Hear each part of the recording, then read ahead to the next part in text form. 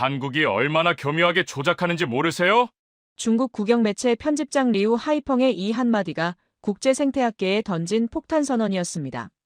서울 청계천 생태복원이 전 세계적 화제가 되자 그는 공개적으로 이를 정교한 환경 사기극이라고 단언했습니다. 그의 스승이었던 망명 생태학자 린 위안이 한국으로 떠나자 리우는 더욱 격렬하게 반발했습니다. 도심에 백로가 날고 황조롱이가 사냥한다는 게 과연 가능한 일입니까? 하지만 린 위안이 서울 현장에서 직접 목격한 것은 모든 상식을 뒤엎는 충격적인 광경이었습니다. 국제환경포럼에서는 찬사와 의혹이 동시에 쏟아졌고 각국 전문가들이 진위 논쟁에 휘말렸습니다. 과연 한국이 전 세계를 상대로 거대한 환경쇼를 벌이고 있는 것일까요? 아니면 정말로 불가능해 보이는 기적이 일어난 것일까요? 한 중국인 과학자의 눈을 통해 드러나는 진실과 거짓말, 그리고 국가 간 과학전쟁의 치열한 이면. 대체 무슨 일이 벌어진 것인지 지금 바로 확인해 보겠습니다. 잠깐만요. 혹시 지금 어디서 듣고 계신가요? 구독과 좋아요 미리 눌러주시면 건강하고 행복한 기운 듬뿍 받으실 거예요. 저는 다시 그 기내에서 눈을 감았습니다. 파리에서 인천으로 향하는 11시간의 비행. 창밖으로는 끝없는 구름바다가 펼쳐져 있었죠. 하지만 제 머릿속은 전혀 평온하지 않았어요. 53세가 된 지금도 여전히 그 기억이 생생합니다. 어린 시절 장강 범람 때의 일 말이에요. 1985년 제가 겨우 13살이었을 때였습니다. 그해 여름은 유난히 비가 많이 왔어요. 장강 상류에서 내린 폭우가 며칠째 계속되고 있었습니다. 우리 마을은 강 하류에 있어서 항상 범람을 걱정해야 했죠. 어머니는 그날 아침에도 평소처럼 강변에서 빨래를 하고 계셨어요. 위안아, 학교 늦는다. 빨리 가거라. 어머니의 마지막 말씀이었습니다. 오후 2시쯤이었을 거예요. 학교에서 갑자기 사이렌이 울렸습니다. 모든 학생들은 즉시 대피하세요. 저는 뛰어서 집으로 갔어요. 하지만 이미 물이 무릎까지 차오르고 있었습니다. 어머니는 집 앞에서 저를 기다리고 계셨어요. 어머니, 빨리 피해요. 제가 소리쳤습니다. 하지만 그 순간 거대한 물벽이 마을을 덮쳤어요. 어머니는 제 손을 놓치고 탕류에 휩쓸려 가셨습니다. 저는 필사적으로 헤엄쳐서 높은 곳으로 피했어요. 어머니가 물에 떠내려 가시는 마지막 순간, 하늘에서 하얀 새 한 마리가 날아가는 모습을 봤습니다. 그 하얀 깃털이 어머니의 마지막과 겹쳐져 보였어요. 그게 백로였는지 아니면 다른 새였는지 지금도 확실하지 않아요. 하지만 그 순간의 충격이 제 인생을 완전히 바꿔놓았습니다.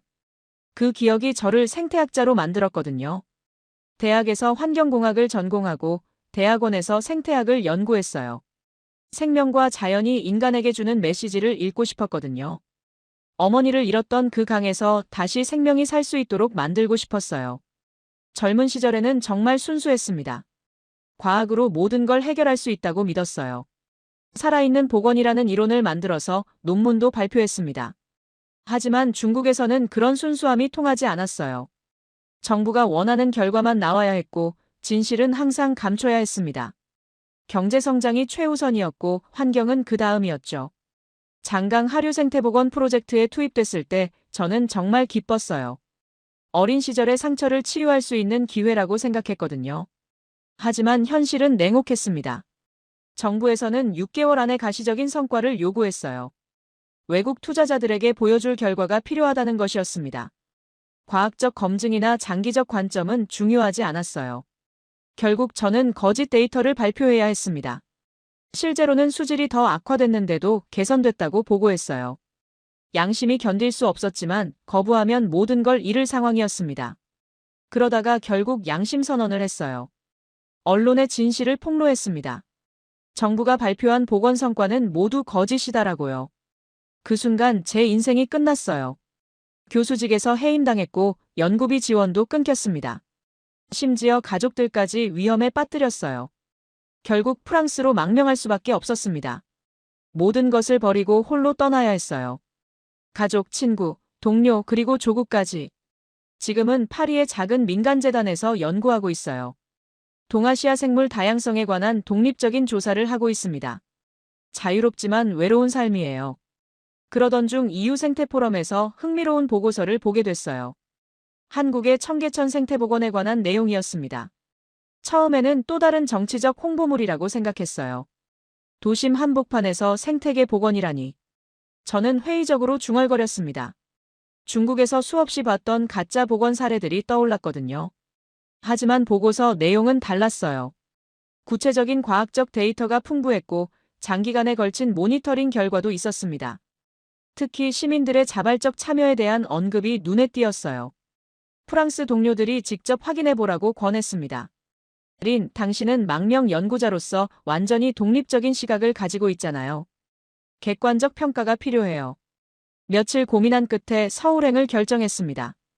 혹시 정말로 제가 꿈꿨던 살아있는 복원이 실현됐을까 하는 호기심도 있었어요. 하지만 동시에 또 다른 실망을 겪게 될까봐 두렵기도 했습니다. 기내 승무원이 곧 착륙하겠습니다라고 안내했어요. 저는 창밖을 내려다봤습니다. 서울의 스카이라인이 점점 가까워지고 있었죠. 파리와는 완전히 다른 도시 풍경이었어요. 고층 빌딩들이 빼곡히 들어서 있었지만 그 사이사이로 녹색 공간도 보였습니다. 그리고 회색빛 도시 중심을 가로지르는 넓은 강줄기. 한강이었습니다. 생각보다 크고 깨끗해 보였어요. 중국의 도시 강들보다 훨씬 자연스러운 모습이었습니다. 정말 이곳에서 생태복원이 일어났을까? 저는 스스로에게 물었어요. 인천공항에 착륙한 후 입국 절차를 마치고 셔틀버스를 탔습니다. 버스 안에서는 여러 나라 언어가 들렸어요. 한국이 국제적인 도시라는 걸 실감했습니다.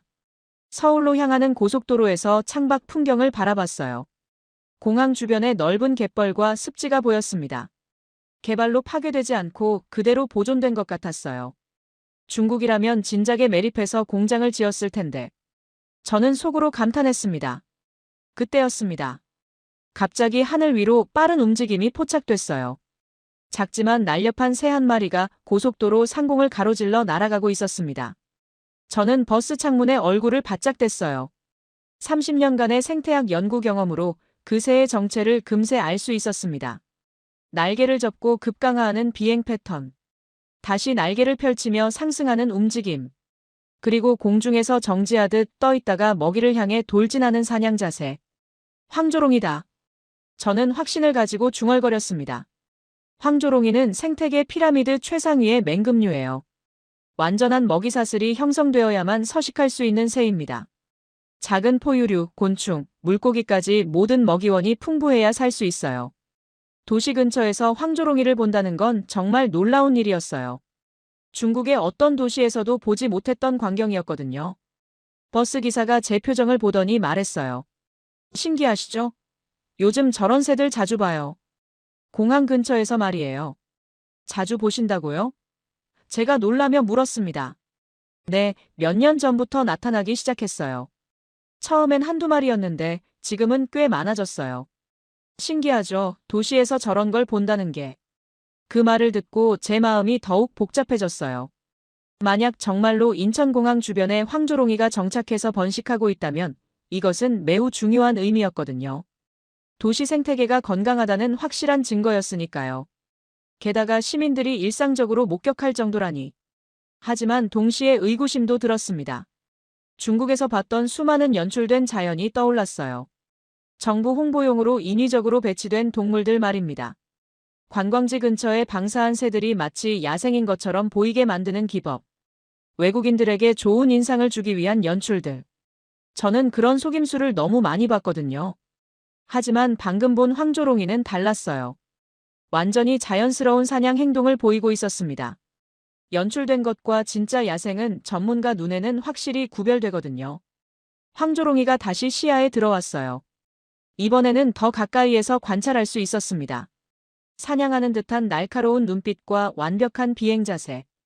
공중에서 잠시 호버링하더니 갑자기 급강하했어요.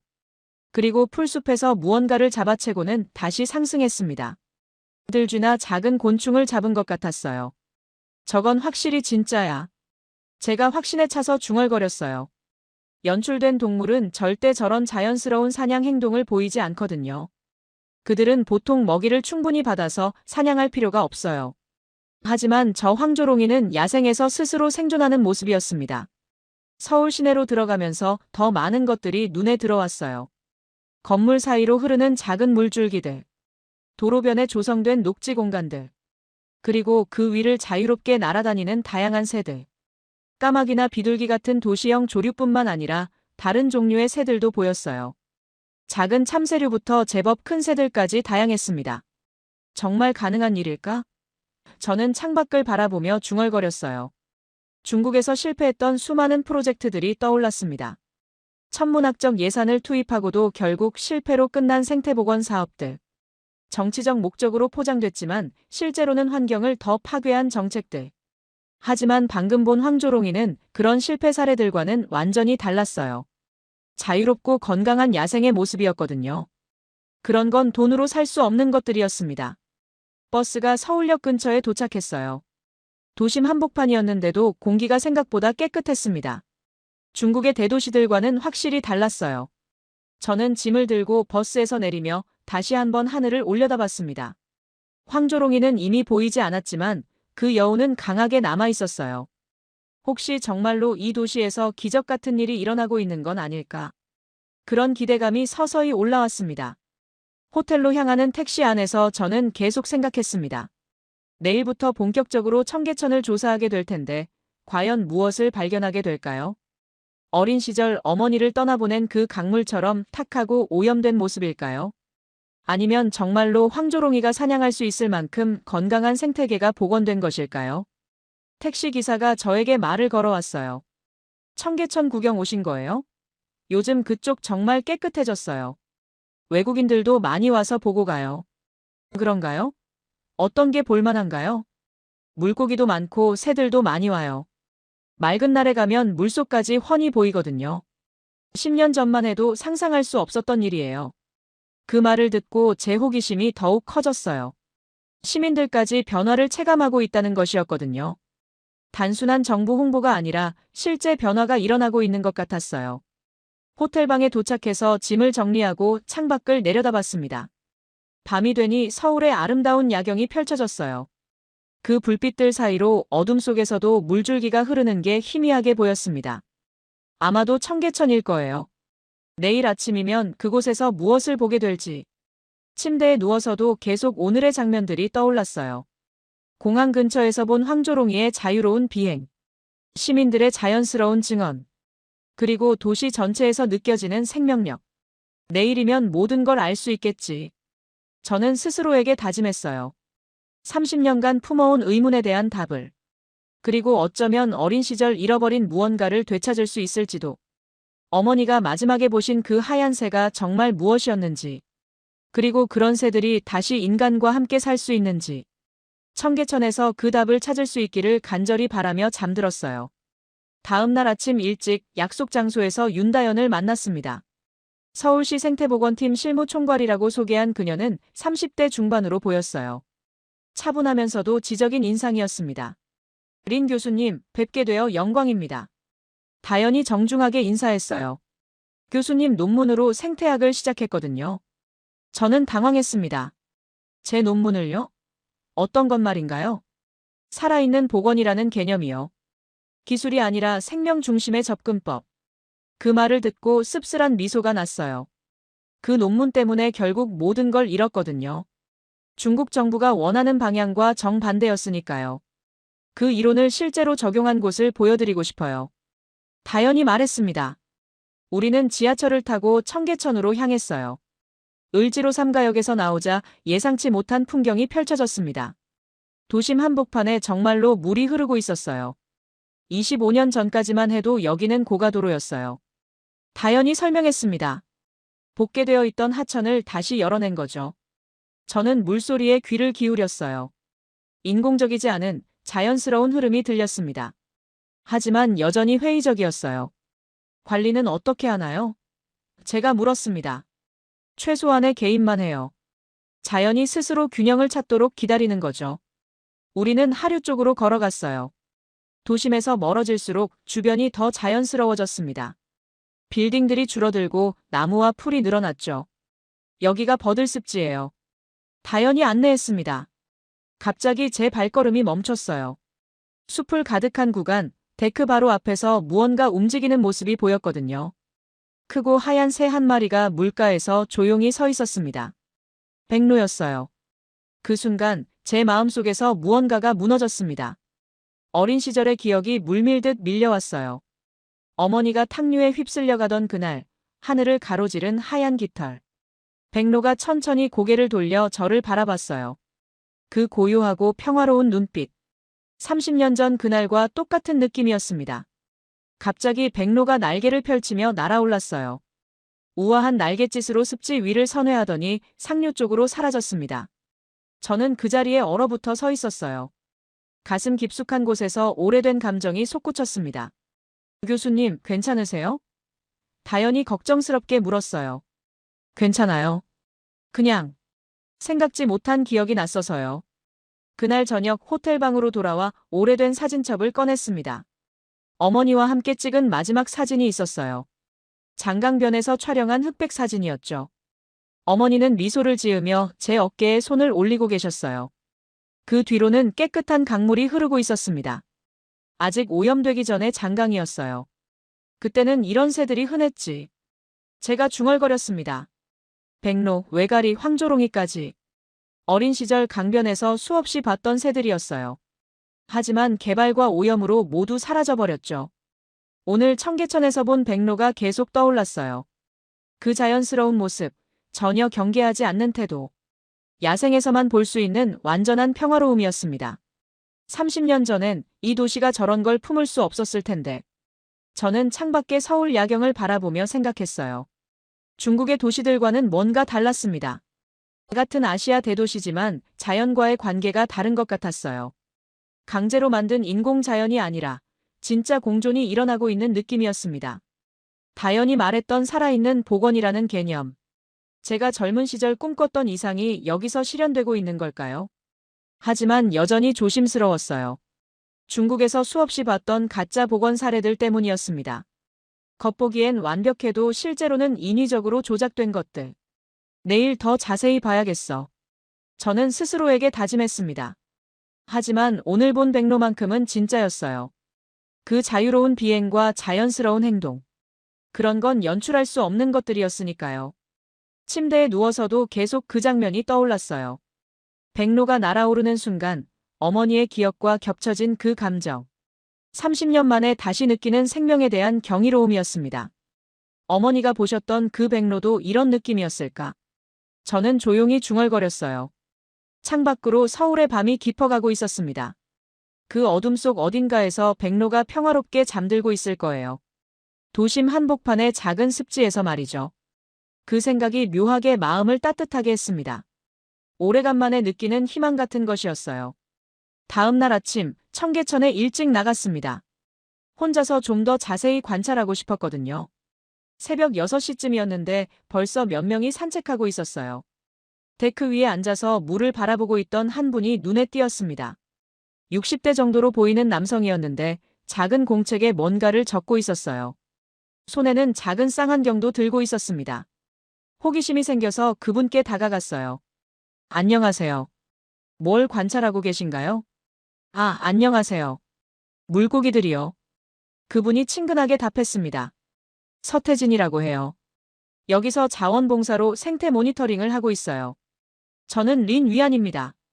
생태학 연구를 하고 있어서 이곳이 궁금했어요. 서태진 씨가 공책을 보여주셨어요.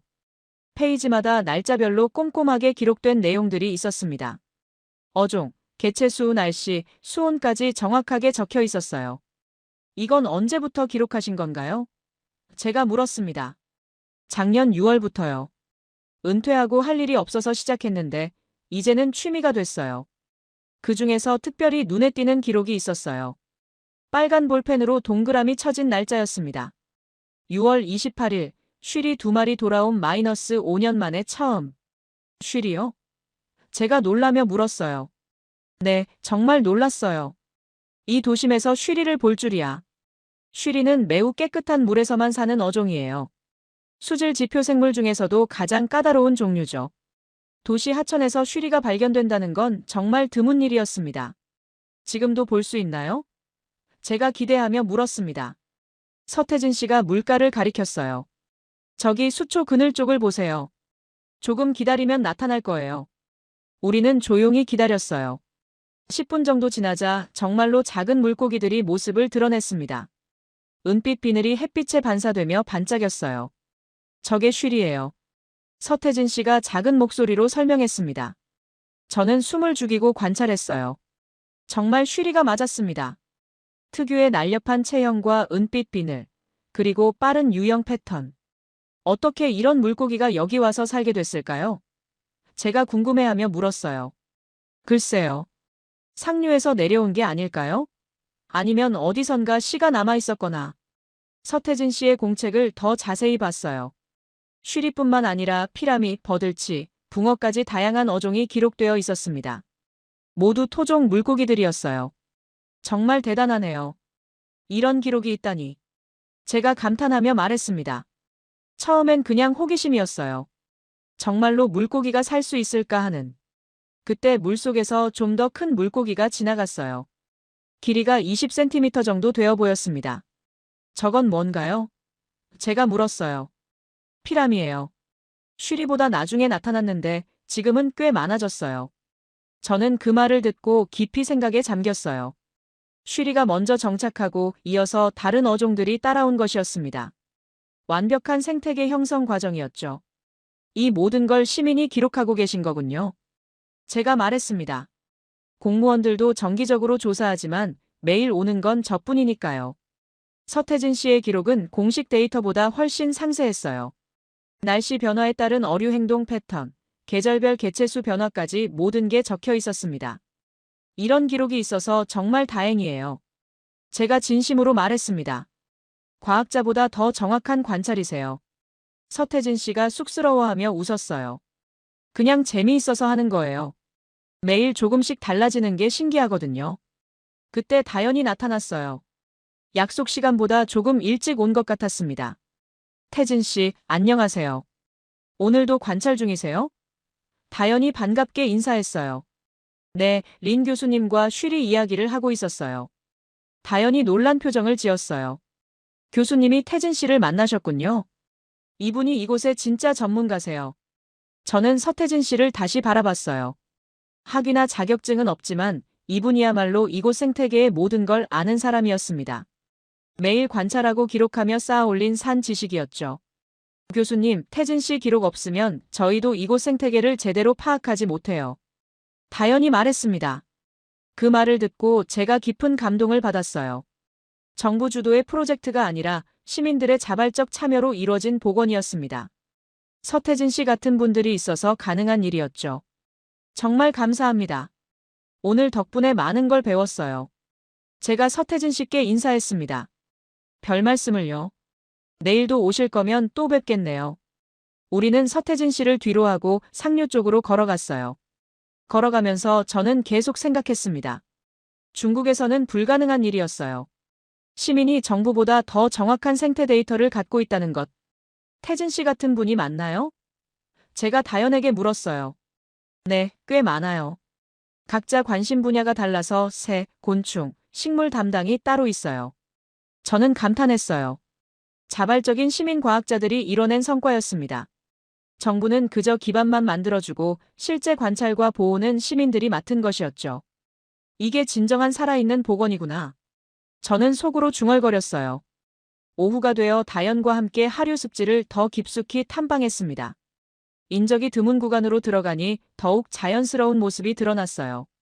갈대와 수초가 무성하게 자라고 있었습니다. 여기서부터는 거의 손대지 않은 곳이에요. 다연이 설명했습니다. 자연이 스스로 만들어낸 공간이죠.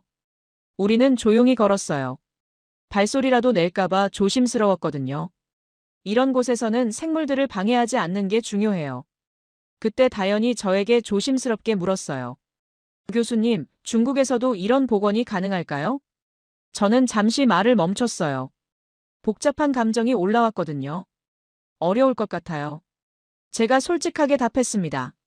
자연은 통제의 대상이 되었거든요. 관리해야 할 것, 이용해야 할 자원으로만 보죠. 다연이 안타까운 표정을 지었어요. 그래서 교수님이 프랑스로. 네, 진실을 말하면 위험해지니까요. 그때였습니다. 갈대숲 사이에서 작은 소음이 들렸어요. 물이 흩뿌려지는 소리였습니다. 저희는 숨을 죽이고 그 방향을 바라봤어요. 수면 위에 작은 물결이 일고 있었습니다. 갑자기 귀여운 머리 하나가 물 위로 솟아올랐어요. 작은 수염을 가진 털복숭이 동물이었습니다. 수달이에요. 다연이 작은 목소리로 속삭였어요. 저는 깜짝 놀랐어요. 수달은 가장 깨끗한 환경에서만 서식하는 동물이거든요. 도시에서 수달을 본다는 건 거의 기적에 가까운 일이었어요. 수달은 저희를 전혀 경계하지 않는 것 같았어요. 물 위에서 자유롭게 헤엄치며 놀고 있었습니다. 때로는 다이빙을 하기도 하고 물 위에서 뒹굴기도 했죠. 그때 또 다른 수달이 나타났어요. 조금 더 작은 크기였습니다. 새끼인 것 같았어요. 어미와 새끼가 함께 물속에서 장난치는 모습. 서로 몸을 부비고 물 위에서 뒹굴며 노는 모습. 완전히 평화로운 가족의 시간이었습니다. 저는 무의식적으로 카메라를 꺼냈어요. 이런 장면을 기록해야겠다는 생각이 들었거든요. 하지만 카메라를 들어 올리려는 순간 손이 떨렸어요. 갑자기 가슴이 벅차오르는 느낌이 들었습니다. 수달 가족의 평화로운 모습이 제 마음 깊은 곳을 건드렸어요. 어린 시절 어머니와 함께했던 행복한 기억들이 떠올랐습니다. 제 눈가에 눈물이 맺혔어요. 30년 만에 느끼는 순수한 감동이었습니다. 이건 가르칠 수 없는 장면이에요. 제가 떨리는 목소리로 말했어요. 다연이 조용히 제 어깨에 손을 올렸어요. 아무 말도 하지 않았지만 제 감정을 이해하는 것 같았어요. 수달 가족은 계속 물속에서 놀고 있었어요. 어미가 새끼에게 헤엄치는 법을 가르치는 것 같았습니다. 새끼는 서툴지만 열심히 따라하고 있었어요. 그 모습을 보며 저는 생각했어요. 이게 진정한 자연의 모습이구나. 인간의 간섭 없이 스스로 번식하고 가족을 이루는 것. 중국에서는 절대 볼 수 없는 광경이었어요.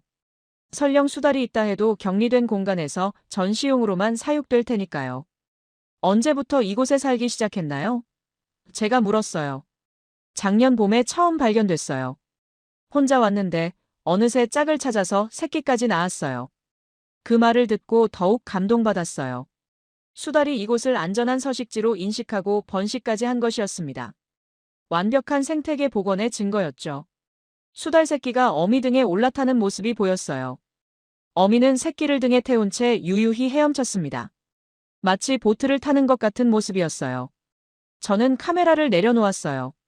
이런 순간은 기록보다 마음에 새기는 게 더 소중하다고 생각했거든요. 감사합니다. 제가 다연에게 말했어요. 이런 걸 보여주셔서. 교수님이 중국에서 꿈꾸셨던 게 바로 이런 거 아닌가요? 그 말이 제 가슴을 찔렀어요. 정말로 제가 젊은 시절 꿈꿨던 모습이었거든요. 인간과 자연이 조화롭게 공존하는 세상. 수달 가족이 서서히 갈대숲 깊숙이 들어가기 시작했어요. 어미가 새끼를 이끌며 안전한 곳으로 이동하는 것 같았습니다.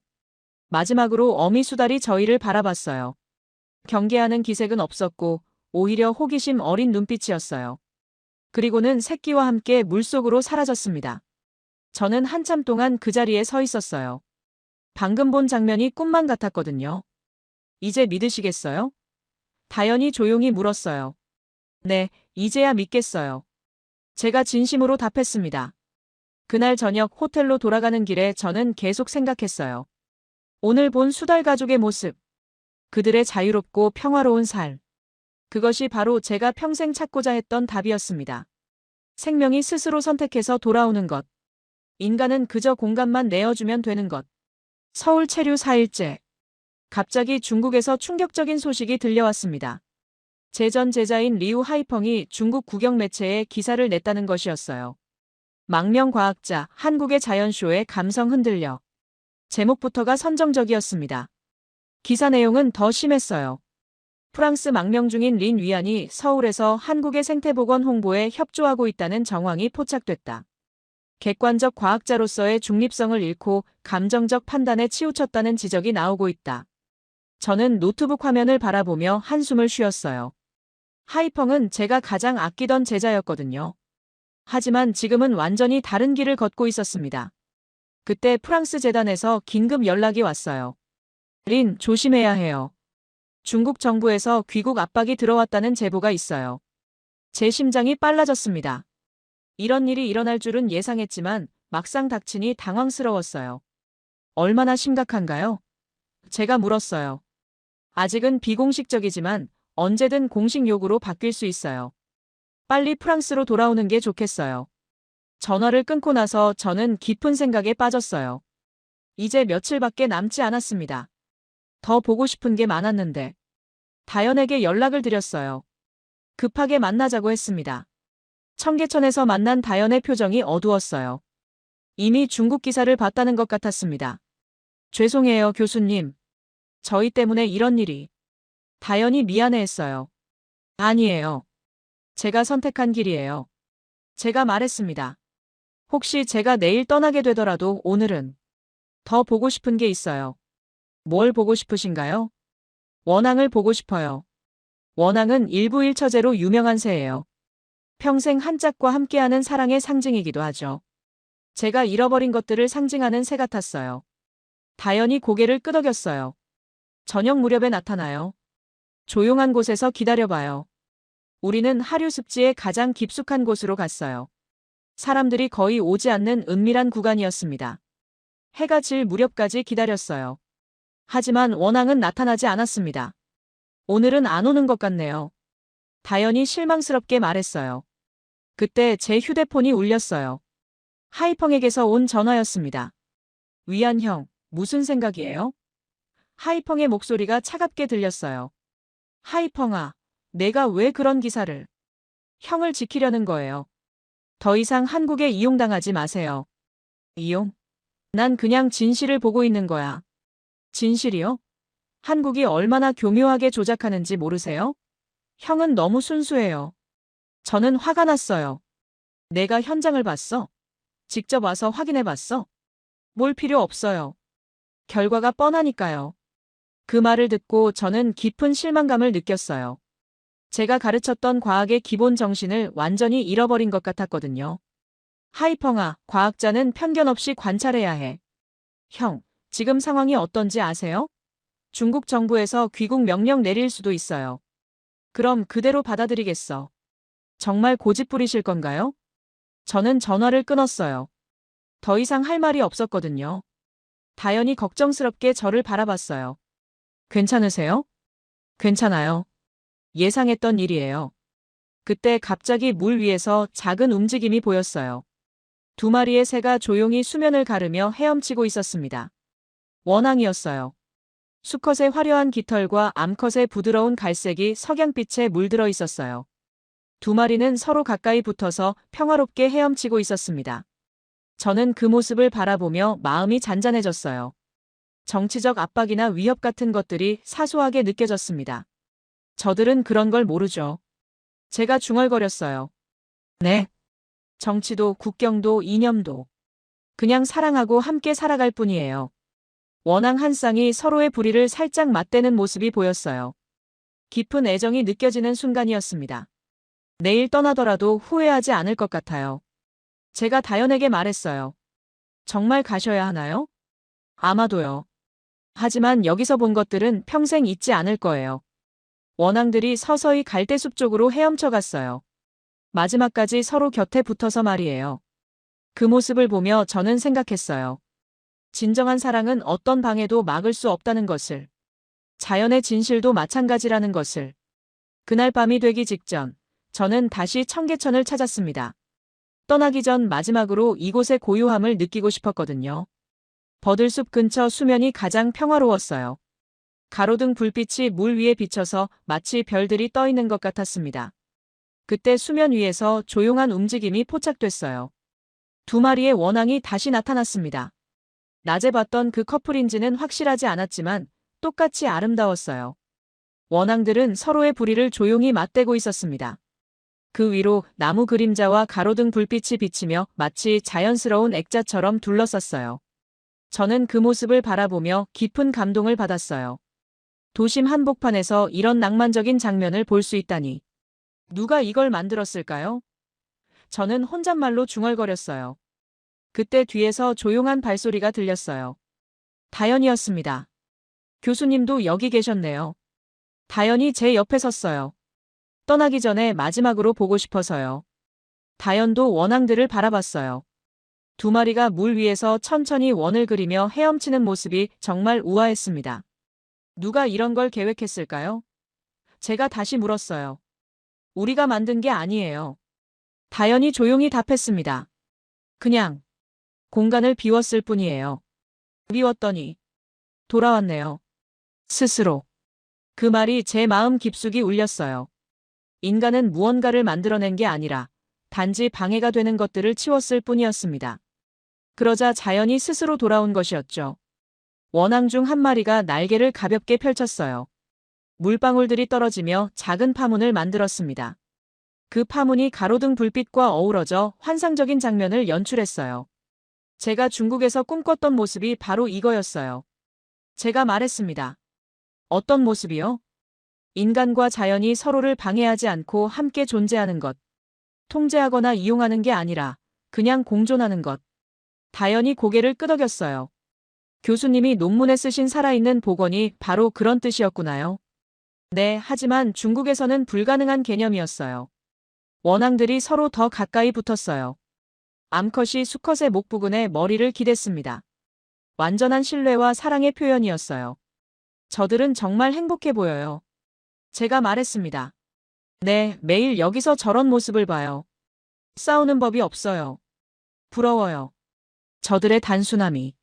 그때 원앙들이 함께 헤엄치기 시작했어요. 완벽하게 동조된 움직임이었습니다.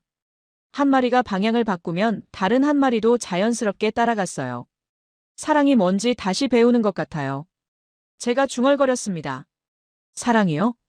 네, 진정한 사랑은 소유하거나 통제하는 게 아니라 함께 있어주는 거라는 걸.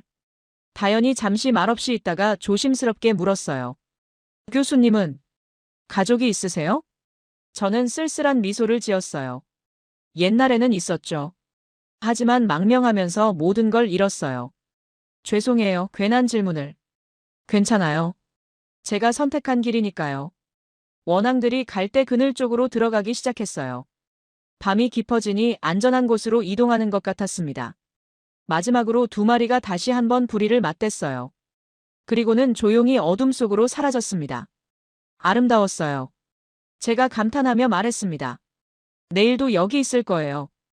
언제든 돌아오시면 다시 볼 수 있어요. 제가 쓴웃음을 지었어요. 언제든 돌아올 수 있을지 모르겠어요. 교수님이 여기서 보신 것들 잊지 않으실 거죠? 평생 잊지 않을 거예요. 특히 오늘 밤의 원앙들. 우리는 잠시 더 그 자리에 서 있었어요. 원앙들이 사라진 물면을 바라보면서 말이죠. 그곳에는 여전히 작은 파문들이 남아 있었습니다. 가야겠어요. 제가 마침내 말했습니다. 네, 조심히 들어가세요. 돌아가는 길에 저는 계속 뒤를 돌아봤어요. 청계천의 고요한 밤 풍경이 점점 멀어져 갔습니다. 하지만 마음속에는 선명하게 새겨졌어요. 원앙들의 사랑. 그리고 자연이 주는 평화. 그것만으로도 이 여행은 충분히 의미 있었어요. 귀국 전날 아침 마지막으로 청계천을 찾았습니다. 짐은 이미 싸놨고 오후 비행기를 타기로 되어 있었어요. 습지 데크에서 서태진 씨를 다시 만났습니다.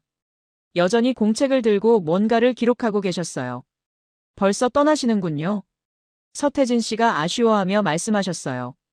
네, 아쉽지만 그래야 할 것 같아요. 이걸 드리고 싶어서 기다리고 있었어요. 서태진 씨가 갈색 봉투 하나를 건네주셨어요. 생각보다 두꺼웠습니다. 뭔가요? 제가 3년간 기록한 관찰 일지예요. 복사본이지만 가져가세요. 저는 감동받았어요. 귀중한 자료를 제게 주시다니. 이런 소중한 걸 당신에게 남기고 싶어서요. 당신이 떠나더라도 여긴 계속 살아갈 테니까요. 봉투 안에는 수백 장의 손으로 쓴 기록지가 들어있었어요. 날짜별, 어종별, 조류별로 꼼꼼하게 정리된 관찰 데이터였습니다. 정말 감사해요. 이건 보물이에요. 보물까지는 아니고 그냥 한 시민의 기록이에요. 서태진 씨가 겸손하게 말씀하셨지만 저에게는 정말 보물 같은 자료였어요. 어떤 논문보다 귀중한 1차 관찰 기록이었거든요. 이 자료로 연구해도 될까요? 물론이죠. 더 많은 사람들이 알았으면 해요. 이곳의 변화를. 저는 봉투를 소중히 가슴에 안았어요. 프랑스에 돌아가서 이 자료를 바탕으로 논문을 써보고 싶었습니다. 마지막으로 한 번 더 둘러보세요. 서태진 씨가 말씀하셨어요. 저는 데크를 천천히 걸었어요. 지난 며칠간의 기억들이 하나씩 떠올랐습니다. 첫날 본 황조롱이의 날카로운 사냥. 어머니 기억과 겹쳤던 백로의 우아한 비상. 물속을 자유롭게 헤엄치던 쉬리들. 가족의 사랑을 보여준 수달들. 그리고 어제 밤의 원앙. 모든 것이 꿈만 같았어요. 일주일 전만 해도 이런 장면들을 볼 수 있으리라 상상하지 못했거든요. 공항으로 가는 길에 다연이 배웅해줬어요. 택시 안에서 저는 서태진 씨가 주신 봉투를 열어봤습니다. 첫 페이지에 이렇게 적혀 있었어요. 청계천 생태 관찰 일지 -2022년 6월부터 2025년 11월까지. 그리고 맨 마지막 페이지에는 짧은 메모가 있었어요. 이곳의 생명들은 정치나 국경을 모릅니다. 그냥 깨끗한 물과 평화로운 환경에서 살아갈 뿐입니다. 당신이 떠나더라도 여기서 계속 살아갈 것이고 저는 계속 기록할 것입니다. 언제든 돌아와서 변화를 확인해 주세요. 서태진. 저는 그 메모를 읽으며 눈물이 났어요. 말수 적은 분이었지만 마음은 누구보다 따뜻하셨어요. 언제든 다시 오세요. 다연이 작별 인사를 했어요. 이곳은 항상 열려 있을 거예요. 인천공항 라운지에서 저는 서태진 씨의 기록을 자세히 봤어요.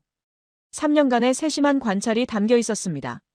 물고기 개체 수의 변화, 새로운 어종의 등장 시기, 조류들의 번식 패턴, 계절별 생태계 변화.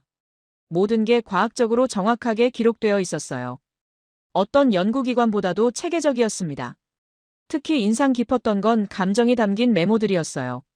첫 백로를 봤을 때의 감동을 어떻게 표현할까? 수달 가족이 처음 나타났을 때 온 동네가 들썩였다. 아이들이 물고기를 보며 신기해하는 모습이 귀여웠다. 과학적 데이터와 인간적 감정이 조화를 이룬 완벽한 기록이었어요. 비행기 탑승 시간이 되어 저는 자리에서 일어났습니다. 서태진 씨의 기록을 가방에 소중히 넣고 탑승 게이트로 향했어요. 창밖으로 서울의 스카이라인이 보였습니다. 그 어딘가에서 청계천이 조용히 흐르고 있을 거예요. 쉬리들이 헤엄치고 백로들이 사냥하고 원앙들이 사랑하는 곳에서 언젠가 다시 올 수 있을까? 저는 중얼거렸어요. 하지만 설령 다시 못 와도 괜찮았습니다. 제 마음속에 이미 청계천이 흐르고 있었거든요. 그리고 서태진 씨의 기록이 그 흐름을 더욱 생생하게 보존해 줄 거예요. 비행기가 이륙하면서 서울이 점점 작아져 갔습니다.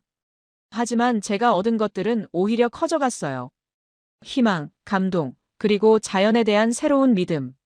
파리로 돌아온 지 2달이 지났습니다. 저는 조용히 연구를 재개했어요.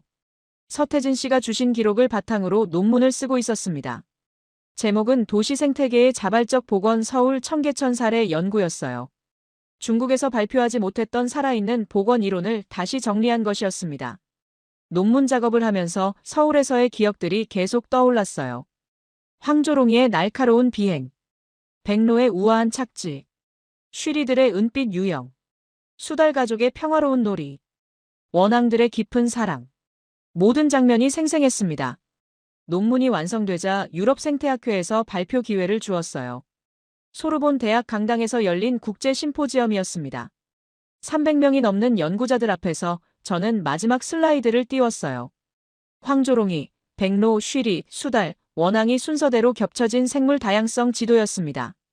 강은 흐르지 않습니다. 제가 조용히 말했어요. 강은 기억합니다. 청중들이 조용히 귀를 기울였어요. 물은 흘러가지만 생명은 기억 속에 머무릅니다. 그리고 적절한 조건이 되면 다시 돌아옵니다. 우리가 할 일은 그들을 위한 공간을 비워두는 것뿐입니다. 발표가 끝나자 긴 박수가 이어졌어요. 여러 질문이 나왔지만 가장 인상 깊었던 건 독일 연구자의 질문이었어요. 린 박사님, 중국에서도 이런 모델을 적용할 수 있을까요? 저는 잠시 침묵했어요. 복잡한 감정이 올라왔거든요. 언젠가는 가능할 거라고 믿어요. 제가 조심스럽게 답했습니다. 하지만 기술의 문제가 아니라 철학의 문제입니다. 자연을 통제하려는 마음을 내려놓을 수 있느냐의 문제죠. 심포지엄이 끝나고 여러 연구자들이 저에게 다가왔어요. 협력 제안, 연구 교류 제안들이 이어졌습니다. 청계천 사례에 대한 관심이 정말 높았어요. 그날 저녁 파리의 작은 카페에서 혼자 커피를 마시며 생각했어요. 서울에서 경험한 일들이 이렇게 큰 파장을 일으킬 줄은 몰랐습니다. 갑자기 휴대폰에 메시지가 왔어요. 다연이었습니다. 교수님, 유럽 발표 소식 들었어요. 축하드려요. 청계천 소식도 전해드릴게요. 어제 서태진 씨가 새로운 어종을 발견했어요. 작은 미꾸라지인데 정말 깨끗한 물에서만 사는 종이에요. 그리고 원앙 부부가 올해도 새끼를 낳았어요. 총 5마리 가족이 됐답니다. 그 메시지를 읽으며 저는 미소를 지었어요. 제가 없는 사이에도 청계천은 계속 발전하고 있었습니다. 새로운 생명들이 찾아오고 기존 생명들이 번식하고 이어서 서태진 씨가 직접 찍은 사진들이 왔어요.